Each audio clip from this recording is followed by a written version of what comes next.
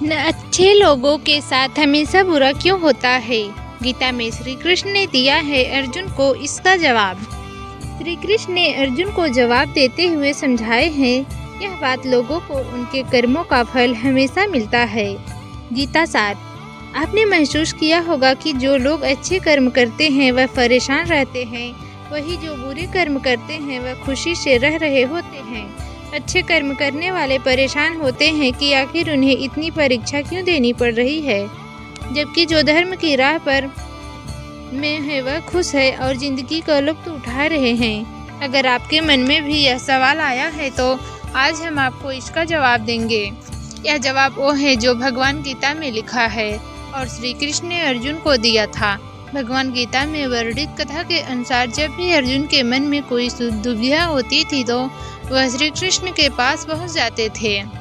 एक बार की बात है, अर्जुन ने भगवान श्री कृष्ण के समीप आकर कहा कि वो दुविधा में हैं और इसका जवाब वो श्री कृष्ण से चाहते हैं। श्री कृष्ण ने पूछा कि क्या सवाल है। अर्जुन ने कहा, मुझे यह जानना है कि अच्छे लोगों के साथ हमेशा बुरा ही क्यों होता है, वहीं बुरे लोगों को खुशहाल दिखते हैं। अर्जुन के मुंह से ऐसी बातें सुनकर श्री कृष्ण मुस्कुराए और कहा, मनुष्य जैसा सोचता है वैसा महसूस करता है, वैसा कुछ नहीं होता है, बल्कि अज्ञानता की वजह से वह सच्चाई नहीं समझ पाता है।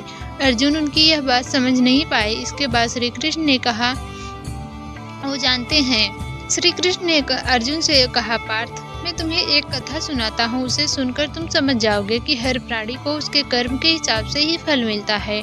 प्रकृति हर किसी को अपनी राह चुनने का मौका देती है। अब वो मनुष्य की इच्छा पर निर्भर करता है कि उसे धर्म की राह चुननी है या अधर्म की। कथा शुरू करते हुए श्री कृष्ण ने कहा, एक नगर में दो पुरुष रहा करते थे। एक पुरुष व्यापारी था जिसके जीवन में धर्म की बहुत महत्व थी।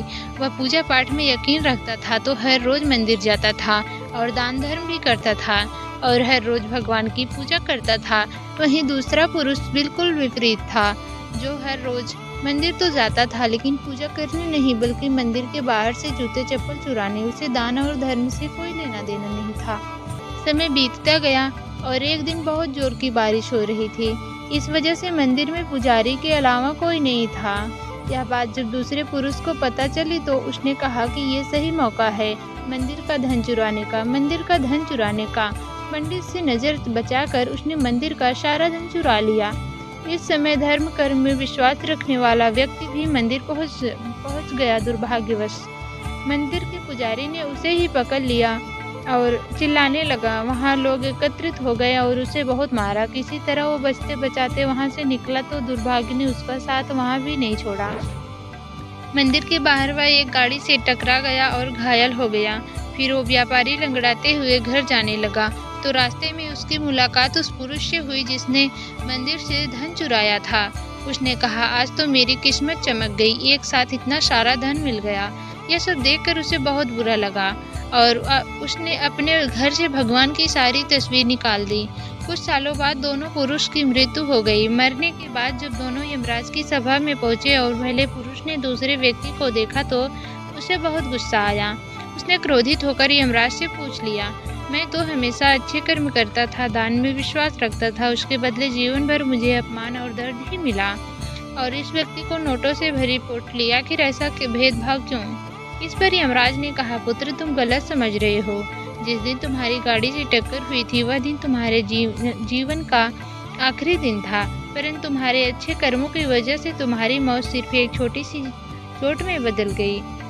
तुम इस दुष्ट व्यक्ति के बारे में जानना चाहते हो? दरअसल इसके भाग्य में राजभोग था, मगर इसके कुकर्मों और अधर्म की वजह से वह सिर्फ एक छोटी सी धन की पोटली में बदल गया। कथा सुनने के बाद श्री कृष्ण अर्जुन से कहते हैं, पार्थ, क्या अब तुम्हें तुम्हारे सवाल का जवाब मिल गया? ऐसा सोचना कि भगवान तुम्हारे कर्मों को नज़रअंदाज कर रहे हैं, यह बिल्कुल भी सत्य नहीं है। भगवान हमें क्या कब किस रूप में दे रहा है, भगवान को मनुष्य को समझ में नहीं आता, मगर आप अच्छे कर्म करते रहो, भगवान की कृपा हमेशा बनी रहती है। इसीलिए अपने अच्छे कर्मों को बदलना नहीं चाहिए, क्योंकि उसका फल हमें इसी जीवन में मिलता है। इसीलिए मनुष्य का फर्ज है कि वह हमेशा अच्छे कर्म करते रहें, क्योंकि श्री कृष्ण ने गीता में भी बताया है कि किसी के द्वारा किया गया कर्म बेकार नहीं जाता है, चाहे वह अच्छा हो या बुरा। दोस्तों, अगर हमारा वीडियो अच्छा लगा हो तो वीडियो को लाइक और चैनल को सब्सक्राइब जरूर करना और अपने प्यारे दोस्तों को पास भी शेयर कर देना। वीडियो को पूरा देखने के लिए आपका हृदय से बहुत बहुत धन्यवाद।